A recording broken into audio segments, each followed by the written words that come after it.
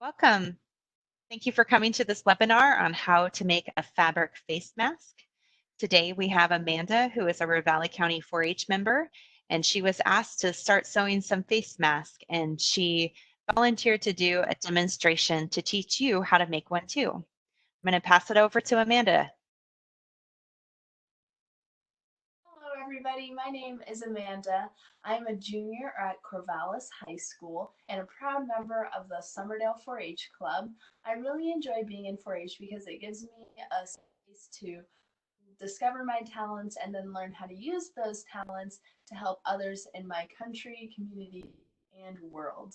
I do sewing in 4-H as well, and I enjoy sewing not in 4-H but just in general because I think it's really satisfying to be able to make something that then I can use or whoever I give the item to can also use.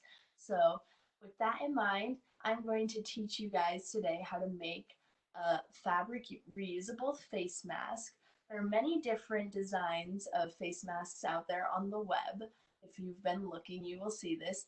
The CDC has not given us specifics on which design we should use, so it's really up to us to decide which design is our preference. The one I'm going to show you today, I like because it universal fit, so it fits on faces. It's like a one size fits all sort of thing. This construction is pretty simple and straightforward. It doesn't take too long to make, and it's very simple. And it is very easy to modify. So if you want it to be bigger or wider, or you want to do something different with the elastic, it is really easy for you to do that. Come up with a different pattern based off of the pattern that I give you. I actually got this design off of the Joann's website. They have a video tutorial and a couple other tutorials on how to make masks. Their masks were the same fabric part, but their elastics went behind the ears. And I personally do not think that sounds very comfortable. So I chose to modify their design and have the elastic go around the back of the head. So that's what you'll be seeing today. If you would rather have behind the ear elastic, I would definitely suggest checking out the Joann's website and see tutorials for any clarification from this tutorial or to see how to do the behind the elastic ears. So to get down to what we need to make these masks, first off, you're going to need a piece of tightly woven cotton or cotton polyester mix fabric. Um, it is important to get a fabric that's tightly woven so that keep those germs out. But it's really easy to find this fabric at your local craft store or at your local fabric store. Some stores like Walmart have fabric, a small fabric selection in them as well. This fabric that I have today actually came from my personal scrap collection. I think this is a really good clean out your closet sewing project because if all that fabric that you use to make the fun summer dress or the bag or pillowcase, all of that cotton or cotton poly blend fabric is in the running to be used to make these face masks. So after you get this fabric, make sure to wash it on high heat and dry it on high heat. This one kills all of the pre-existing germs that might be on the fabric from the store, just from your home.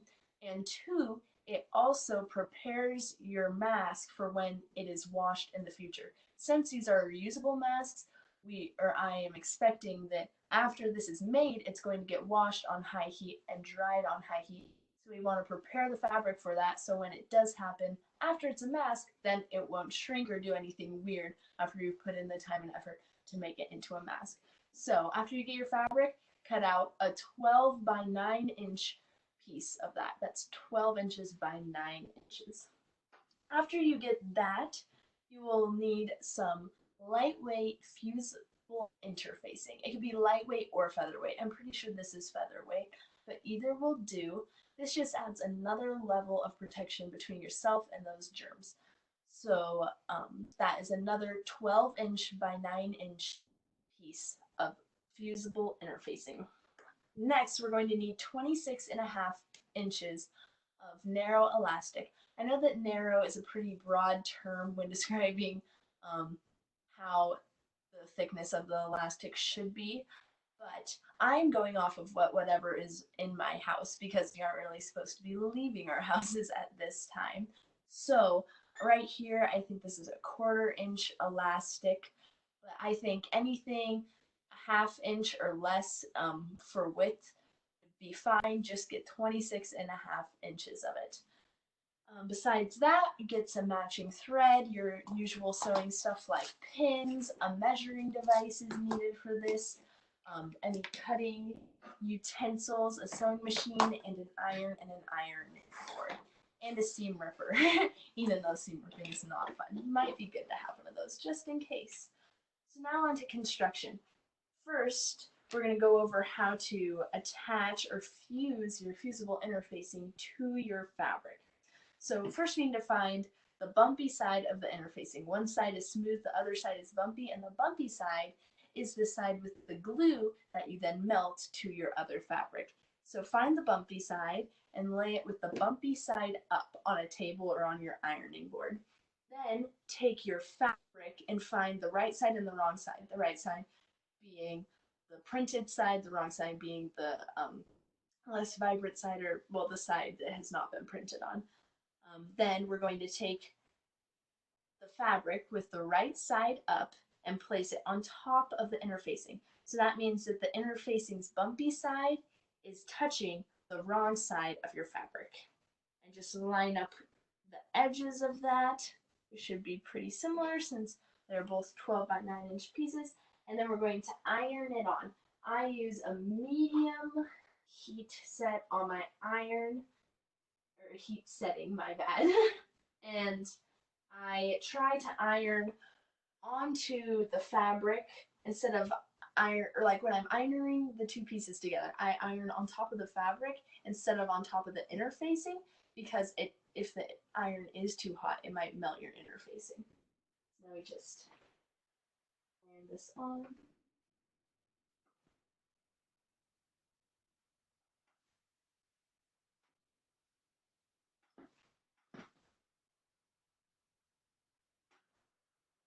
There we go, all stuck on there.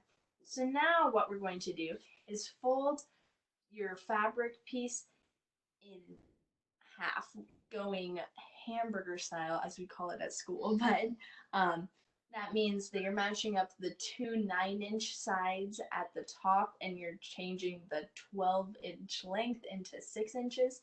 We're just going to take that and press it to get a nice crisp seam, or not seam, a fold or crease. So, and now we are ready to cut the elastic. We're going to cut this in half to make 2 separate straps. And these will go around the back of the head. So, and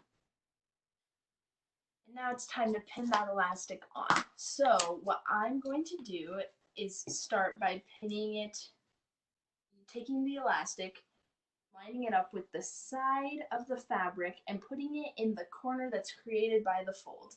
I know that probably what you're seeing right now is me putting my elastic in the middle of my fabric, but I'm actually putting it right next to that crease that we made when we pressed it.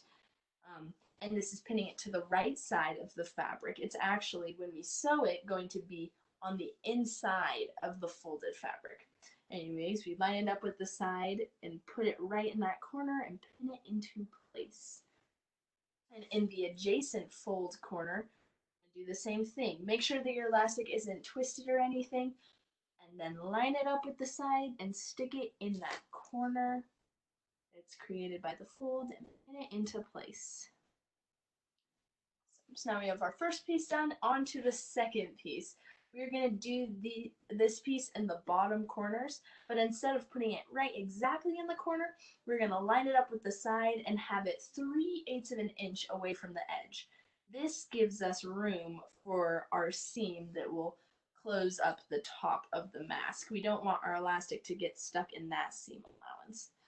So pin that 3/8 of an inch away from this top edge, but flush with the side. Make sure that your elastic isn't twisted again, or after you sew, you might need to use your seam ripper.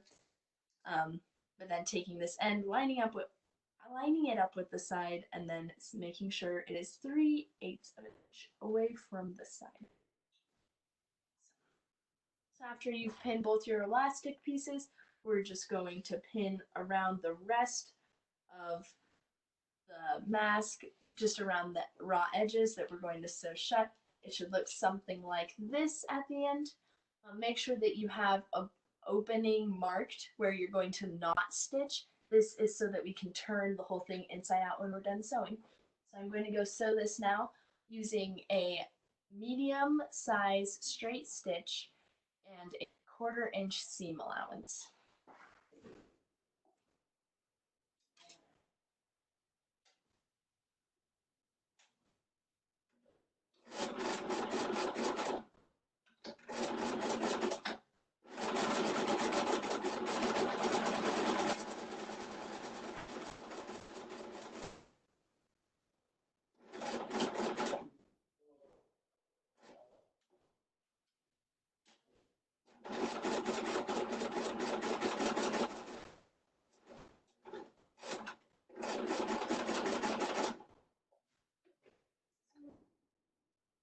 Making sure to leave that opening at the top.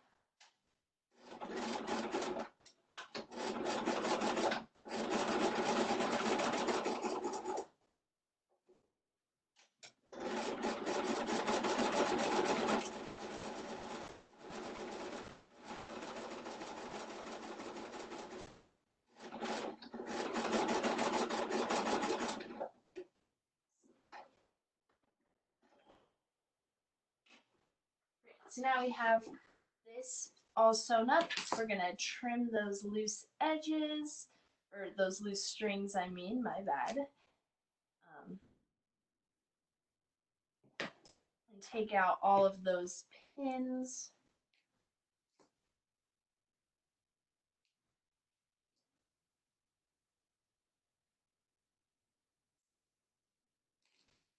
Forgot one string on the end. We're gonna fold this whole thing right side out.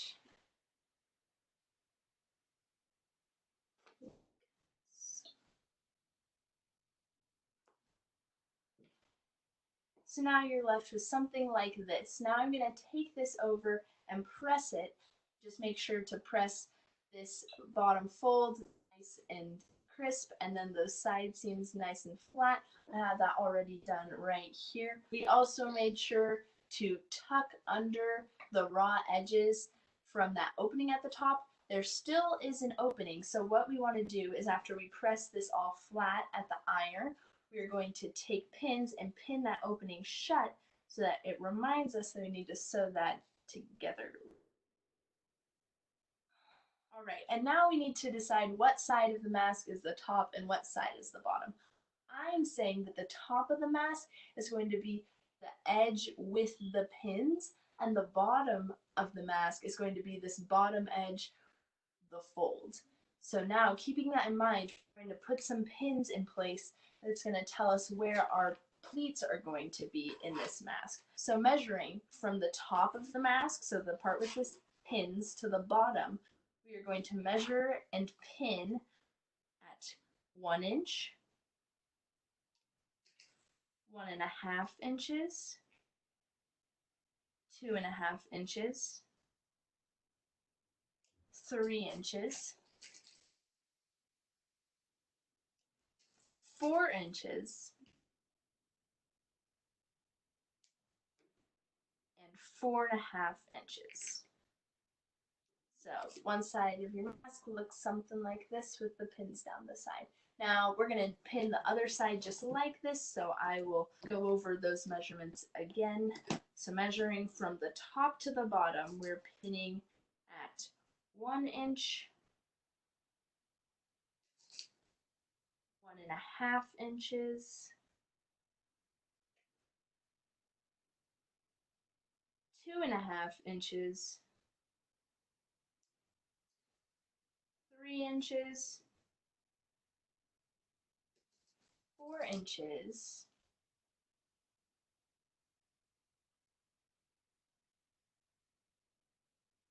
and 4.5 inches. So we've got our pins up and down the side. Now I want you to turn your mask so the bottom edge is facing you. And going from the bottom to the top, choose one side of your pinned edges. And we're going to take that bottommost pin, so the pin that marks 4.5 inches from the top. We're going to take it up the pin and the fabric, pass it over the 4-inch pin until the 4-inch pin is in the crease that's formed in the fabric, and pin that into place. This makes a 1/2 inch pleat. So it looks something like this. Part was, or the fold goes up past where the 4-inch pin was, making a nice little 1/2 inch pleat. We're going to do that a couple more times on each side. We're going to end up with 6 pleats total, 3 on each side. I'll go over that process again.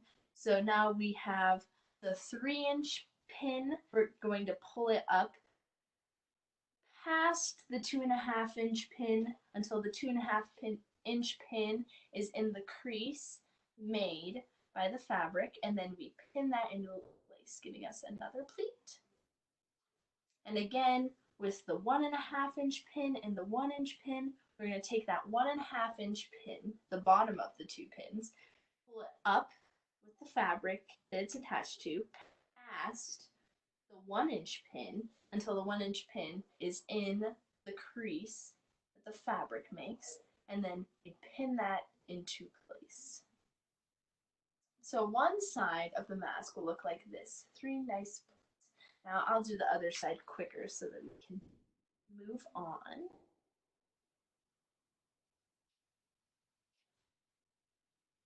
There.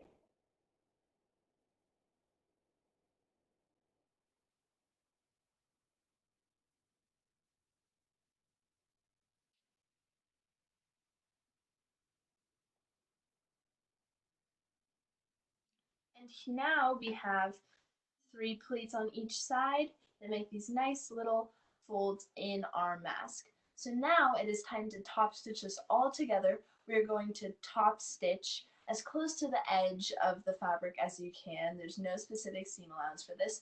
I like to go up this side with the pleats, that's to hold the pleats in place, across the top to close up that opening that we used to turn it right side out, and then down this side with the pleats. Usually I don't go across the bottom. The bottom does not need to be top stitched because it's just a fold. There's nothing open there. But if you would like to, you are more than welcome to. It's completely up to you.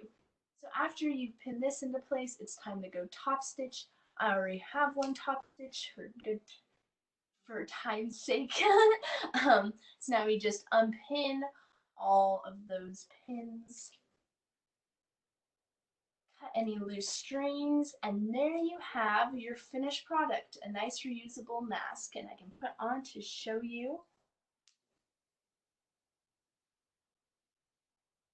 Ta-da! So this mask is great for you to make for yourself, for friends, family. It's really easy to make cute. If you choose fabric that is cute, you could also choose fabric that's not cute, but I like to choose fun fabric because we all need some happiness in our lives right now. You can donate these to hospitals, doctors' offices. You can ask your local assisted living facilities if they need masks. You can ask if any food delivery services or home delivery services around you, if they need masks. For any place that you think might need some, it doesn't hurt to just call and ask. And really, for all these places, you should make sure to call and ask and see if they need masks, because they could already have enough and you don't want to give them more than they need when other people need masks. Or you can, they might tell you how many they need, or they might tell you that they already have fabric for you that you just need to make masks out of the fabric they had. It's good to call. You can also get some kits to make these masks. You can find those at Joann's. That's where you just go pick up the supplies, make masks, bring the masks back, and they do all the distributing. Here locally in Ravalli County at Patchwork Quilts in Hamilton, starting today, I believe, they are having kits that you can pick up, make masks, and bring back. just make sure to call ahead because some businesses are closed. And also in Stevensville, there's Bags and Packs, and they are also having kits that are meant to make 50 masks. So you can always get those kits, make the masks, bring them back, and then you don't have to worry about distributing those masks.